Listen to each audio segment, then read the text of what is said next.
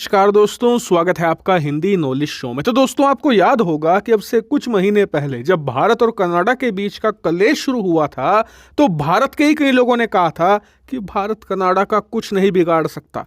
Canada बहुत अमीर देश है, विकसित देश है और उसके कनेक्शन बड़े बड़े अमीर और ताकतवर देशों में है।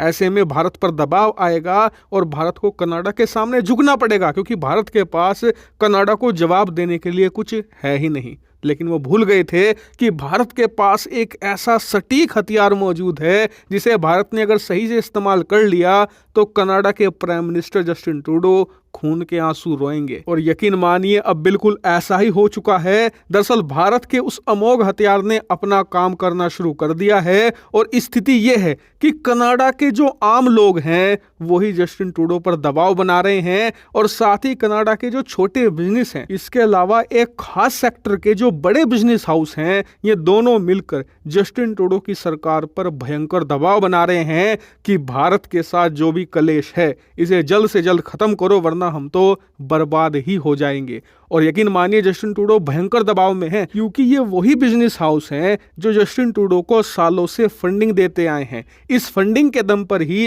ये अपने देश के अलग अलग जो लोकल इलेक्शन होते हैं अलग अलग राज्यों के, वो लड़ते हैं, और खुद जो जनरल इलेक्शन होते हैं प्राइम मिनिस्टर पद के लिए, वो भी लड़ते आए हैं। ऐसे में जस्टिन ट्रूडो के लिए एक तरफ कुआं दूसरी तरफ खाई है, क्योंकि एक तरफ इनका ईगो है जिसके चलते इन्होंने बिना कोई सबूत दिए, जी हाँ, आपको बता दूं कि आज ही मिनिस्ट्री ऑफ एक्सटर्नल अफेयर्स यानी कि भारत के विदेश मंत्रालय की प्रेस कॉन्फ्रेंस हुई है, उसमें आज एक बार फिर से उन्होंने दोहराया है कि कनाडा ने हमें कोई सबूत नहीं दिया, कोई इनपुट नहीं दिया, बस ऐसे ही बयानबाजी करते हुए भारत पर आरोप लगाए हैं। और इसके उलट इन्होंने अपने ईगो के चलते हुए इतना उछाला इस मामले को, दुनिया के अलग अलग वर्ल्ड लीडर के साथ डिस्कस कर लिया, जिनके भारत के साथ अच्छे संबंध भी थे, उन्हें भी कह दिया।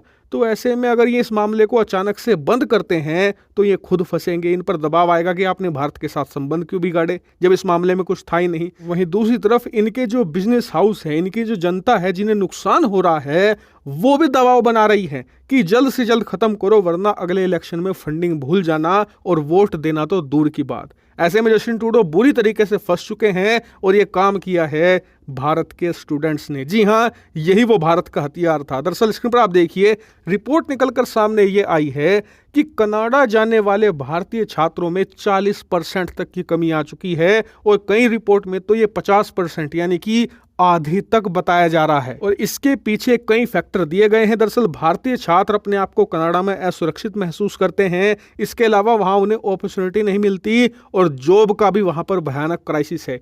इन्हीं के चलते भारतीय छात्र भारी मात्रा में अब कनाडा की जगह जो दूसरे यूरोपियन देश हैं, इसके अलावा अमेरिका, इनका रुख कर रहे हैं। इसके अलावा भारत के साथ कनाडा ने जो पंगा लिया है, उसके चलते हुए भारतीय छात्रों को अपना भविष्य अंधकार में लगता है अगर वो कनाडा जाते हैं तो। इसीलिए वो दूसरे देशों को प्रेफरेंस दे रहे हैं, और इससे कनाडा के आम जनता को भयानक नुकसान है। क्यों है नुकसान, मैं आपको बताता हूं।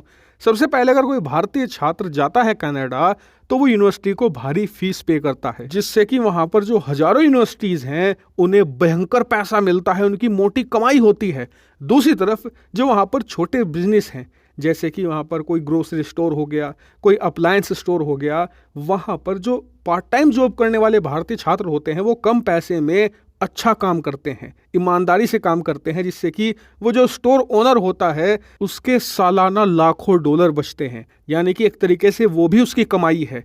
तीसरा फायदा उनकी आम जनता को ये है कि लोग जो अपने अपार्टमेंट होते हैं, अपने घर होते हैं, वो किराए पर देते हैं, और इसके बदले भारतीय छात्रों से उनकी मोटी कमाई होती है किराए के रूप में। यानी कि एक पूरी इकोनॉमी डेवलप हो चुकी है भारतीय स्टूडेंट्स के आसपास कनाडा में, और वही इकोनॉमी बहुत ही भयानक तरीके से कोलैप्स हो रही है। आप खुद सोचिए कि 2 महीनों के अंदर ही 40% से ज्यादा का ड्रॉप आया है। इससे कनाडा को कितना भयंकर नुकसान है। हालांकि अब देखने वाली बात यह है कि कनाडा की सरकार इस नुकसान को झेलने के लिए तैयार है या फिर भारत के सामने घुटने टेकने